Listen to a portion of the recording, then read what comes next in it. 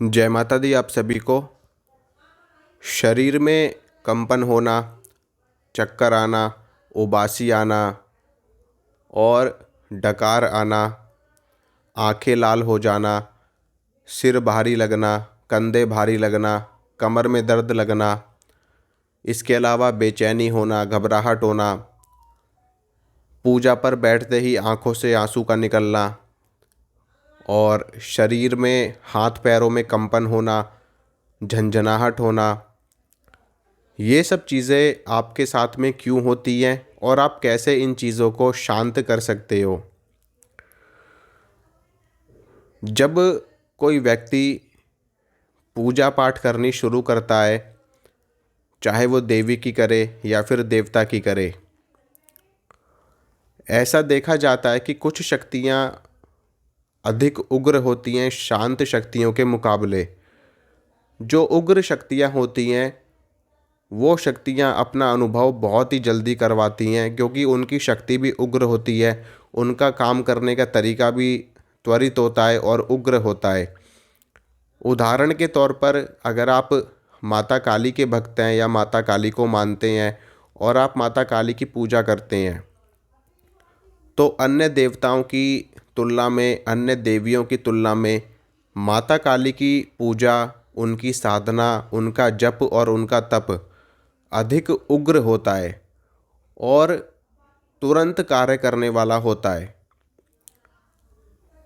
इसी प्रकार से अगर आप भगवान नरसिंह के मंत्र का जप करते हैं और पूजा करते हैं उनकी, तो उनकी भी साधना बड़े ही त्वरित फल देने वाली होती है। आज आपने साधना करी, कल के कल आपको उसका रिजल्ट मिल जाएगा।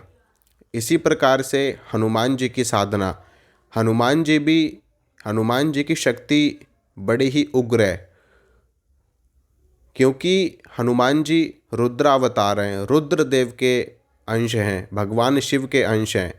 भगवान शिव शांत भी हैं और उग्र भी हैं, और हनुमान जी उग्र देवता हैं, यानी कि तुरंत प्रसन्न होने वाले हैं, तुरंत क्रोधित होने वाले हैं। हनुमान जी की साधना, जप और तप अगर आप करते हैं तो उसका प्रभाव भी तुरंत आपको दिखाई देता है। जब आप किसी पूजा को करना शुरू कर देते हो, किसी मंत्र को जपना शुरू कर देते हो, विशेषकर उग्र देवी देवताओं की, तो उसके उस साधना के फलस्वरूप वो शक्ति आपको अपना अनुभव करवाना शुरू कर देती है। कई बार ऐसा देखने में आया है कि कुछ लोगों को शक्तियाँ बहुत जल्दी दिखाई देना शुरू हो जाती हैं। जैसे कि कई लोग ऐसा कहते हैं कि हमारी दृष्टि खुली हुई है और हमको शक्तियों के दर्शन होते हैं, हमको शिव जी के दर्शन हुए हैं, हमको माता काली के हुए हैं, माँ दुर्गा के हुए हैं, हनुमान जी के दर्शन होते हैं। तो कहीं लोगों को उनके ऊपर सवारी के बारे में देखा गया, सवारी आ जाती है लोगों के ऊपर, लोग खेलना शुरू कर देते हैं और लोग कहते हैं माता काली की सवारी आ गई, माँ दुर्गा की सवारी आ गई, हनुमान जी की सवारी आ गई। तो कहीं लोगों को सिर्फ शरीर में झंझनाहट महसूस होती है, उबासियाँ आती हैं और हाथ पैर कांपने लगते हैं, सिर में उनको घुमेरी आती है, चक्कर से उनको महसूस होते हैं। तो हर शक्ति के अलग अलग लक्षण होते हैं, अलग अलग तरीके होते हैं शरीर में आने के, और अलग अलग कार्य करने के तरीके होते हैं। अगर आप महसूस करोगे कि अगर आपके साथ में कोई शक्ति चल रही है, तो जैसे ही आप पूजा पर बैठोगे या आप किसी मंत्र का जाप करोगे, तो आपको तुरंत आभास हो जाएगा कि हम जिस शक्ति की आराधना कर रहे हैं वो शक्ति हमारे पास आ चुकी है। क्योंकि हर शक्ति का अपना एक प्रभाव होता है। जैसा कि मैंने आपको बताया कि कुछ शक्तियाँ शरीर पर आकर के खेलती हैं, तो जैसे ही आप पूजा करने बैठते हो तो आपके हाथों में, आपके सिर में, आपके कंधों में, आपकी कुंडलिनी शक्ति में वाइब्रेशन होनी शुरू हो जाती है। वास्तव में अगर मैं आपको बताऊं कि शक्ति शरीर में नहीं आती है, शक्ति आपकी जो कुंडलिनी शक्ति है, जो आपकी ऊर्जा है, जो आपके शरीर में 7 चक्र हैं, और जो आपके हाथों में, पैरों में, हर जगह जो ऊर्जा के चक्र हैं, उन ऊर्जा के चक्रों में शक्ति का प्रवाह बढ़ जाता है, जिसकी वजह से वो चक्र संतुलित हो जाते हैं और कुछ चक्र उसमें से असंतुलित हो जाते हैं, जिसकी वजह से आपको ऐसा महसूस होता है। और ऐसी चीज़ें उन लोगों के साथ में सबसे ज़्यादा देखी गई हैं जो बिना गुरु के साधनाएं करते हैं, बिना गुरु के मंत्रों को सिद्ध करते हैं, बिना गुरु के देवी देवताओं की उपासना करते हैं। उनके साथ में ऐसी घटनाएं सबसे ज़्यादा घटित होती हैं। इसलिए कोई भी साधना करिए, कोई भी चीज़ सिद्ध करिए, बिना गुरु के मत करिए। अगर आपको कोई योग्य गुरु नहीं मिल पा रहे हैं तो आप अपने इष्ट को ही अपना गुरु बना लीजिए, ताकि उनकी ऊर्जा एक संतुलन के साथ में आपको प्राप्त हो। क्योंकि देवी देवताओं की जो ऊर्जा होती है वो इतनी विराट और इतनी विशाल होती है कि अगर वो ऊर्जा आपके शरीर में अचानक से प्रवेश कर जाए तो आपका शरीर ध्वस्त हो सकता है। देवी देवताओं की ऊर्जा जब किसी माध्यम से होकर के आपको प्राप्त होती है, जैसे कि मान लीजिए आपने गुरु बना लिए, तो जब आपको आपके इष्ट की कृपा प्राप्त होगी तो आपके गुरु के माध्यम से प्राप्त होगी। आपके इष्ट की ऊर्जा पहले आपके गुरु के पास जाएगी, फिर गुरु से आपके अंदर आएगी।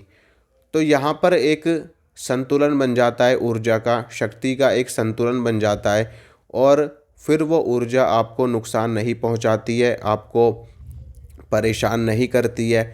अक्सर लोग इस तरह की शिकायत करते हैं कि वो उनको हाथों में झंझनाहट होती है, उनको पैरों में झंझनाहट होती है, उनको चक्कर आने लगते हैं, उनके सर में दर्द होता है, सर भारीपन लगता है, उनको घबराहट होती है, बेचैनी होती है। तो ये सब चीज़ें आपके साथ में तभी होती है जब आप बिना गुरु के साधनाएं करते हैं। इसीलिए कोई भी साधना बिना गुरु के नहीं करनी चाहिए। अगर कोई योग्य गुरु नहीं मिल पा रहे हैं तो देवी देवताओं को ही अपना गुरु बना लीजिए, उसके बाद में साधना करिए। और अगर आपको कोई योग्य गुरु मिल रहे हैं, आपके गुरु सच्चे हैं, तो आप निश्चित रूप से उनका मार्गदर्शन लेकर के आप साधना कर सकते हैं। अगर आप इन चीज़ों से परेशान हो रहे हैं, आपको दिक्कत हो रही है, समस्या हो रही है, तो इसका मैं आपको एक समाधान बता देता हूँ। सबसे पहला समाधान तो ये है कि जो आप साधना कर रहे हैं उसको आप तुरंत बंद कर दीजिए। अगर आपको पूजा पाठ करने से, साधना करने से, मंत्र जाप करने से ऐसा हो रहा है तो अपनी साधनाओं को, अपनी पूजा पाठ को आप तुरंत बंद कर दीजिए। और जितनी संख्या में आप उस पूजा को कर रहे हो उसको कम कर दीजिए। अगर मान लीजिए आपकी रोज़ के आप 10 माला जप रहे हो तो सिर्फ़ और सिर्फ 108 बार ही मंत्र का जाप करिए प्रतिदिन, इससे ज़्यादा जाप ना करें। क्योंकि अधिक पूजा करने से, अधिक मंत्र जाप करने से अधिक ऊर्जा प्राप्त होती है। और अधिक ऊर्जा जब आपको प्राप्त होने लगती है और आपका शरीर उस ऊर्जा को झेलने लायक नहीं होता है, आपकी कुंडलिनी शक्ति, आपके ऊर्जा चक्र उस ब्रह्मांडीय ऊर्जा को, देवी देवताओं की ऊर्जा को झेलने लायक नहीं होता है, तो आपके साथ में ये सारी घटनाएं घटित होनी शुरू हो जाती हैं। इसीलिए अपनी पूजा को कम कर दीजिए या फिर अपनी पूजा को बंद कर दीजिए।